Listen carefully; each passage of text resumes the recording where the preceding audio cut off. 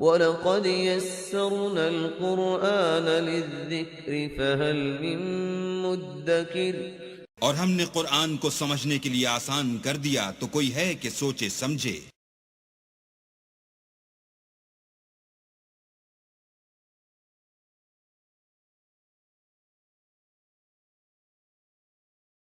اعوذ باللہ من الشیطان الرجیم۔ پناہ مانگتا ہوں میں اللہ کی شیطان مردود سے۔ بسم اللہ الرحمن الرحیم۔ شروع اللہ کا نام لے کر جو بڑا مہربان نہایت رحم والا ہے۔ بسم اللہ الرحمن الرحیم۔ یسبح للہ ما فی السماوات وما فی الارض الملک القدوس العزیز الحکیم۔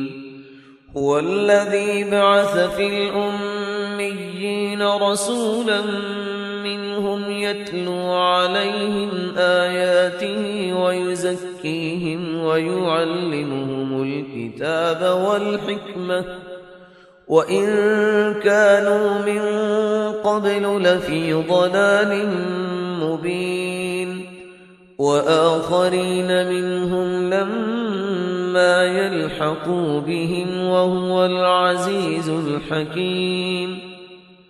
ذلك فضل الله يؤتيه من يشاء والله ذو الفضل العظيم۔ نحمده ونصلي على رسوله الكريم، اما بعد فاعوذ بالله من الشيطان الرجيم، بسم الله الرحمن الرحيم۔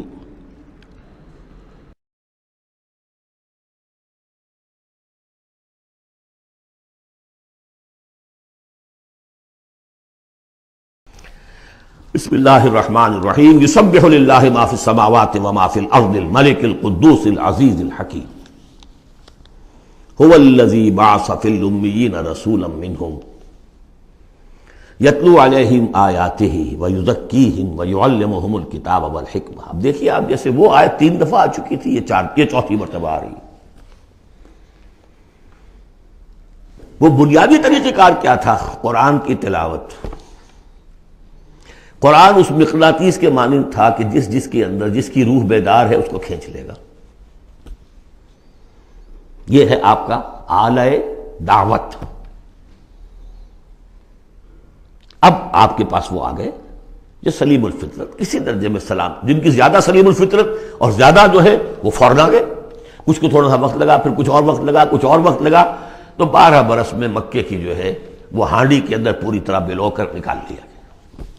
اور جو نکالا پھر ان کی تربیت، ان کی تعلیم اسی کتاب سے، حکمت قرآن پر بیس کر رہا ہے سارا پروسیس۔ تربیت بھی قرآن سے، تزکیہ بھی قرآن سے، دعوت بھی قرآن سے، تذکیر بھی قرآن سے، تبشیر بھی قرآن سے، انذار بھی قرآن سے۔ تذکیر، انذار، تبشیر، اس سے دعوت ہو گئی، اور شفاء لما فی الصدور، دل کے اندر کے جو روگ ہے ان کا علاج۔ یہ دل کا روگ ہے کیا؟ دنیا کی محبت، اللہ خیر صلی اللہ، مال کی محبت، اولاد کی محبت، سب کیا ہے؟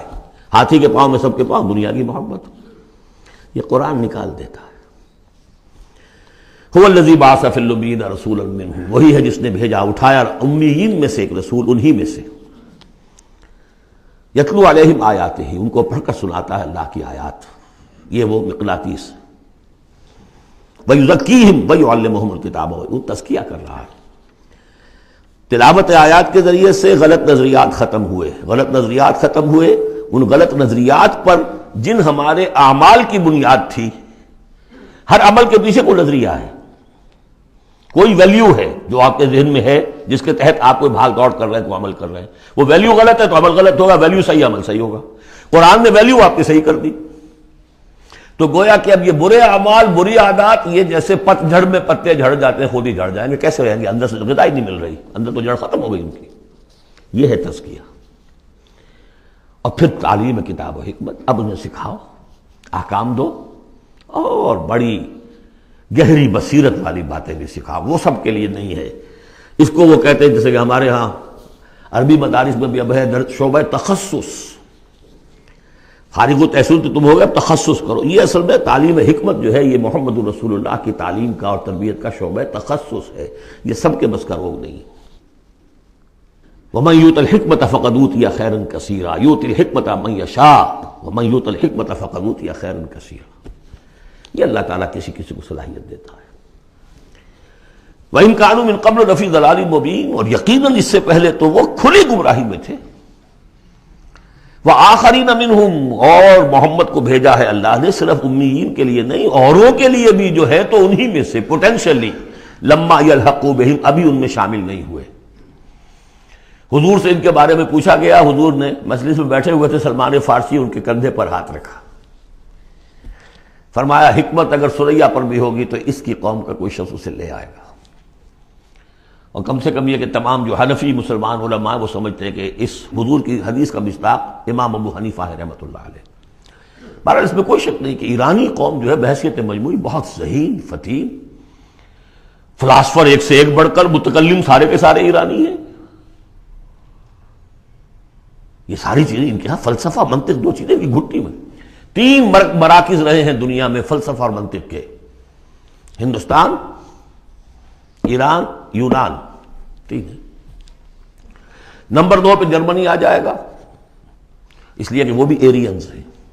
یہ ایرینز ہیں، یہ حام کی نسل ہے میری تحقیق کے مطابق. اللہ تعالیٰ نے سام کی نسل کو چن لیا نبوت کے لیے، حام کی نسل کو چن لیا حکمت کے لیے. وآخرین منہم لما یلحقوا بہم، میرے نزدیک اس آیت کی صحیح تعبیر کیا ہے کہ ایک نیوکلیس، جیسے کہ اسٹرکچر آف ایٹم ہے، ایک نیوکلیس ہے، اس میں پروٹونز ہوتے ہیں اور بھی بڑی بلائیں ہوتی ہیں، اب تو ایک سے ایک نکلی آ رہی ہیں. جب ہم نے فزکس پڑھی تھی تب یہ تھا کہ ایک نیوکلیس ہے، اس میں پروٹونز ہیں، پازیٹیو چارج ہے، اور پھر یہ ادھر جو ہے وہ اب جو الیکٹرانز چل رہے ہیں دائرے میں، بڑا ایٹم جو ہے وہ بہت سے دائروں میں. تو نیوکلیس اس امت کا امیین، بنو اسماعیل اور ان کے تابع اہل عرب مشرکین، یہ نیوکلیس. پھر سب سے پہلے ایرانی آ گئے، پہلا جو ہے الیکٹران ایرانیوں کا ہے. پھر رومی آ گئے، کچھ آ گئے ادھر سے، کچھ قبطی آ گئے، ایجپشنز. ادھر سے آگے آپ بڑھے تو ہندی آ گئے، سندھی آ گئے، پہلے سندھی آئے پھر ہندی آئے. یہ سب ہیں اب مختلف دائرے، یہ بڑھتا جا رہا ہے. لیکن نیوکلیس امیین اور باقی سب آخرین. امیین میں سے چونکہ خود حضور تھے لہذا ان پر اتمام حجت آخری درجے میں ہو گئی، لہذا ان کے لیے کوئی رعایت نہیں تھی، اگر ایمان نہیں لائیں گے تو قتل کر دیے جائیں. یہ سورہ توبہ میں ہم پڑھ چکے. آخرین کے لیے رعایت یہ ہے کہ چاہیں تو اسلام لائیں چاہیں تو نہ لائیں، یہودی رہیں، عیسائی رہیں، کوئی رہیں، مجوسی رہیں، ہندو رہیں، سکھ رہیں، پارسی رہیں، جو چاہیں رہیں، لیکن نظام اسلام کا ہوگا، غلبہ اللہ کا ہوگا، دین ہم قائم کریں گے. تم رہو اپنے طور پر جو ہندو رہو، جو چاہو رہو.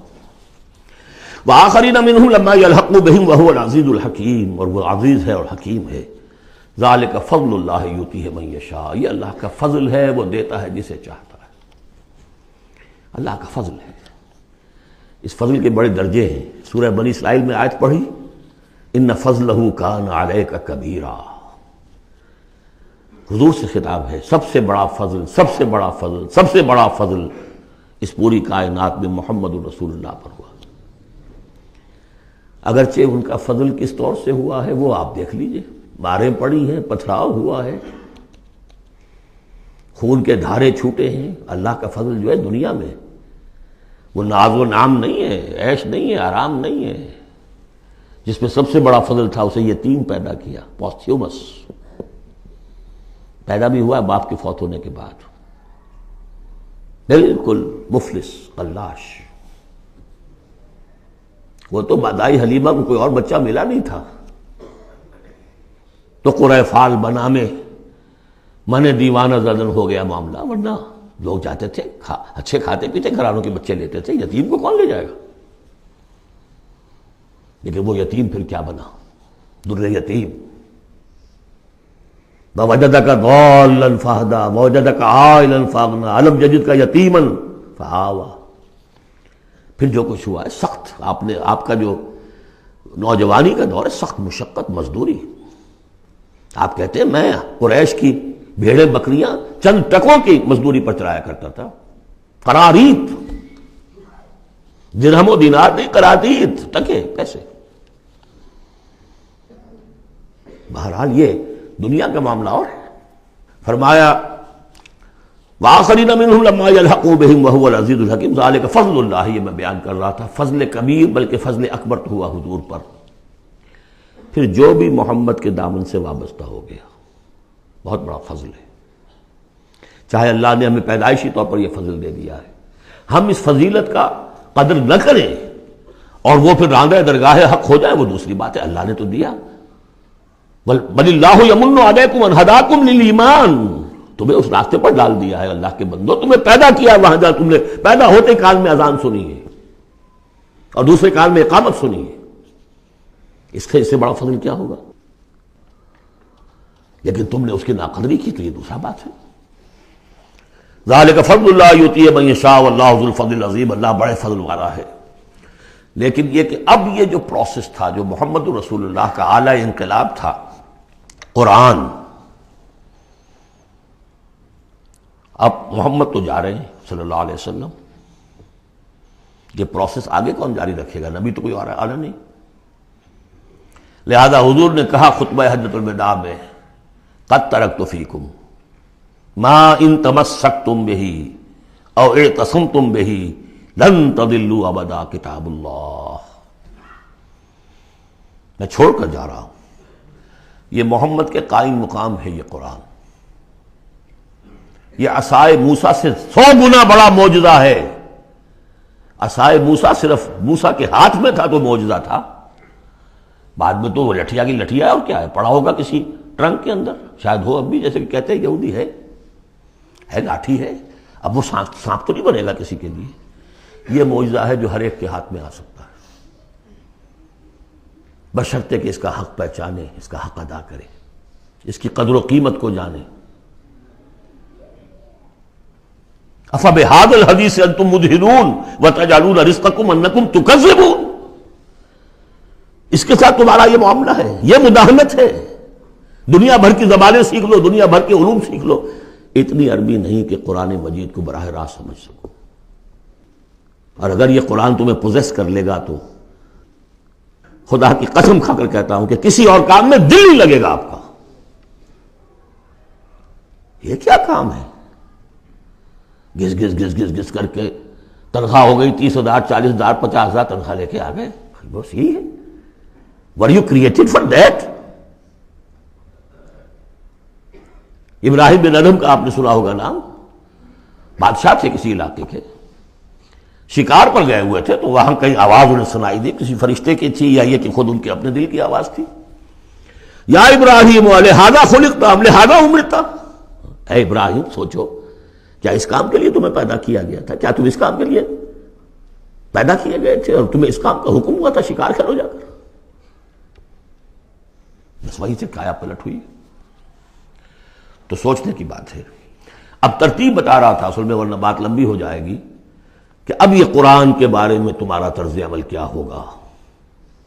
تصویر دکھائی جا رہی ہے پھر سابقہ امت کی، انہیں بھی ہم نے دی تھی کتاب تورات۔ بارک اللہ لی ولکم فی القرآن العظیم ونفعنی وإیاکم بالآیات والذکر الحکیم۔